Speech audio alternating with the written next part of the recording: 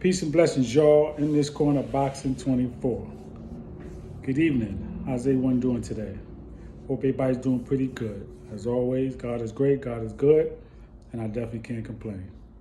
So, man, listen, let's get right into it, man. 3 weeks. Today is 3 weeks after Bud Crawford and Errol Spence. And man, I heard an excuse today, which is one that I haven't heard yet. I've been hearing so many excuses about why Errol Spence lost the fight. He was weight drained.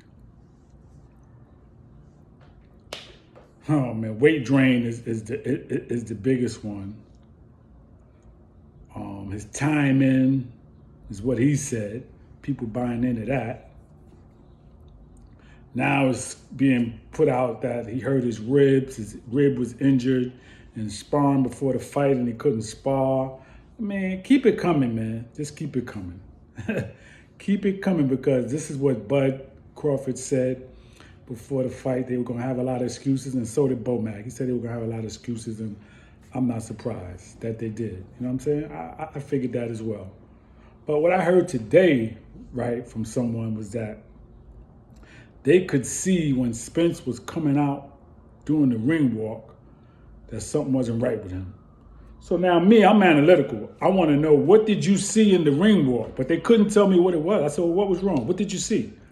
Because I can compare his ring walks to the other ring walks. He always coming out with somebody, right? Usually Yellow Beezy, but he came out with the other cat from Texas, the big boy. And I forget his name right now, but anyway, came out with him. He's still, he don't really do much when he's coming out. He don't really say much, but maybe a little bit of this. But when he got in the ring, he did that. You know what I'm saying? And it was man down, and he was dusting off his feet like he do. He did that like the bull does when he's getting ready to attack. And Derrick James was doing this, man down, like, so, like, what was happening? Why the excuse? Man, listen, excuses will get me nowhere. So again, when I asked the person, what did you see when he was coming out that was wrong? Oh, I don't know. You have to ask him that. Exactly, because there's nothing you saw. How many times have you watched Errol Spence? You see what I'm saying? How many times have you really paid attention to the ring walk? A lot of people don't even pay attention to that. Some people don't even catch the fight until when it's getting ready to come on. Come on, man. I pay attention to that because I study boxing. I'm into it like that. I paid attention to the weigh-in. But before the weigh-in, I knew Bud was going to beat him. That's the bottom line. It ain't about just the weigh-in for me. But at the weigh-in, gave me more confirmation that he was going to dust him off.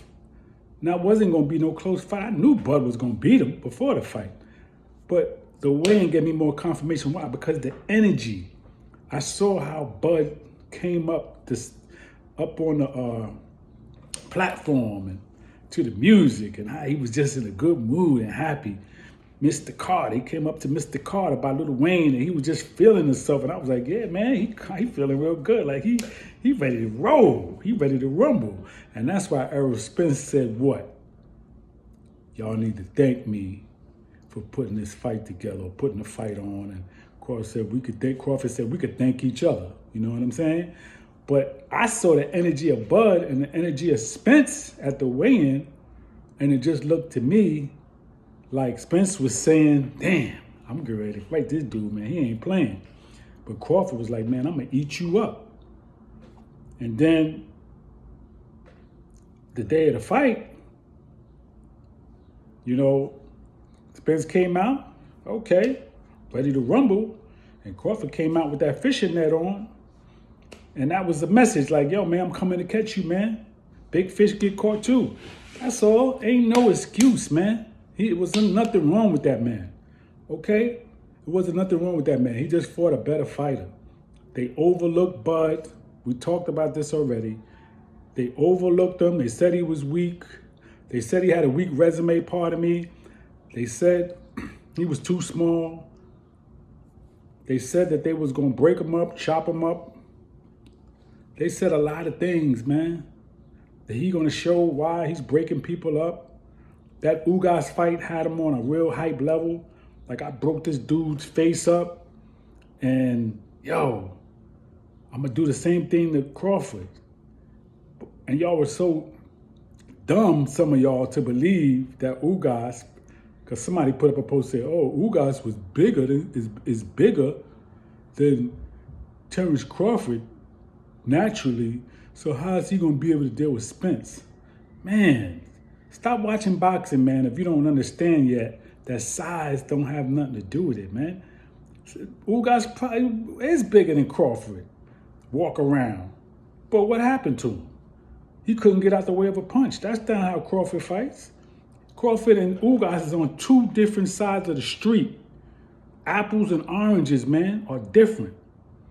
Only similarity is what? They both got seeds. But apples and oranges are different, man. Okay? They look different and they taste different. Bud and Ugas is not the same. Errol Spence didn't fight anybody that was close to Crawford to prepare him for this fight. He didn't fight a counter puncher. He didn't fight a power puncher, a ring IQ like Bud. Speed, footwork, and defense. He didn't fight nobody like that. You could take everybody he fought and put them in a bowl, and none of them equal up. If you mix them up together, they don't equal up to Bud. I'm just saying.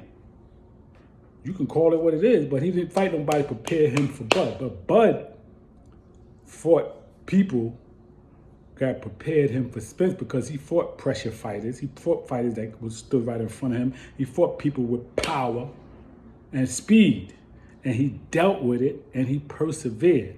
So now the other excuse is, oh, he didn't have to deal with no adversity. Well, why would he have to deal with adversity when he was the better man? He's dealt with adversity in the past. Because he didn't deal with getting hurt really in this fight, that means you're going to take away the win from him? Don't get it twisted. Spence landed some shots, some clean shots. But Crawford was in the zone, man. He knew he was coming to break him up. He knew he was coming to win. So it didn't matter what he landed. It's like he didn't even land it because Crawford was walking right through it to land his shots. Okay? And Spence couldn't take it. He couldn't take what he's used to giving up. When it came his turn now, he couldn't take it. So when he knocked him down in the second round, come on, man. It's a wrap. It's a wrap, man. You got nothing for me. And that was with a power jab. That was with a jab, and I'm knocking you down. What you got for me, bro? What can you really do? If you was off balance, it's because I kept you off balance. I had you off balance because you couldn't figure out where the punches was coming from and the angles, because that's how Bud Crawford, he throws from different angles.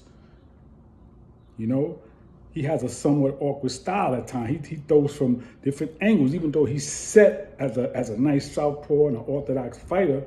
But when he's throwing from them different angles and coming with those punches, you don't really know, but you're getting caught.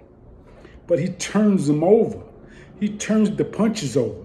So when he land on your jaw, that shit, he's landing it. Boom. You see what I'm saying? He's turning it over.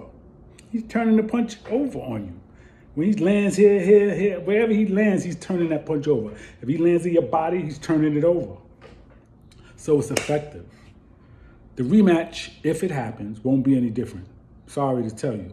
154 will benefit Bud just as much as Spence because what? Bud will have less pounds to take off as well. He said he walk around about 160 or so.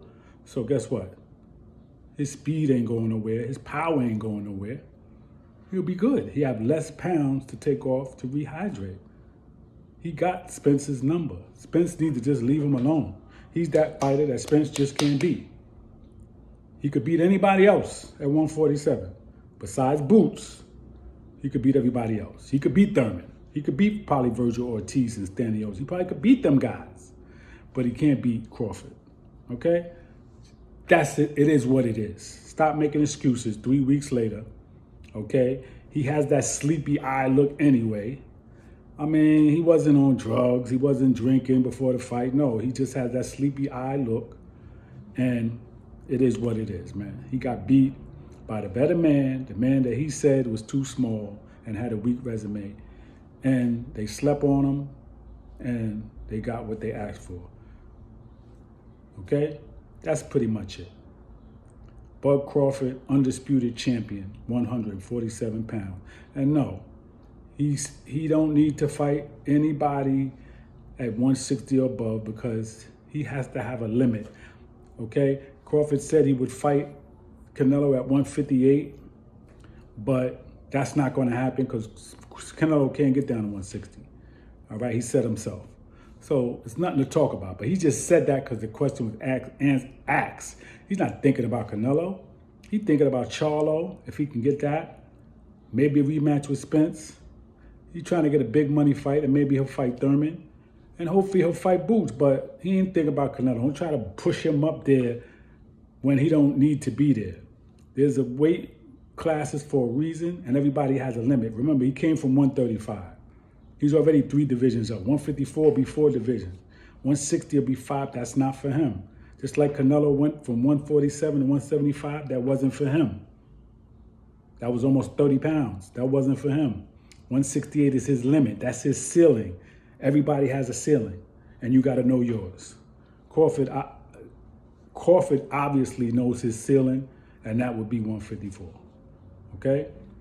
Again, Boots started out at 147, so his ceiling could be 168, maybe even 175. He has to find out. But Crawford started out at 135.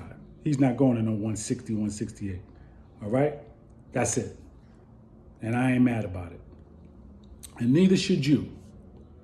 Be glad that he did what he did. He came to fight. He conquered. And he went home to his family. And so did Errol Spence. Peace and blessings, y'all, in this corner boxing 24.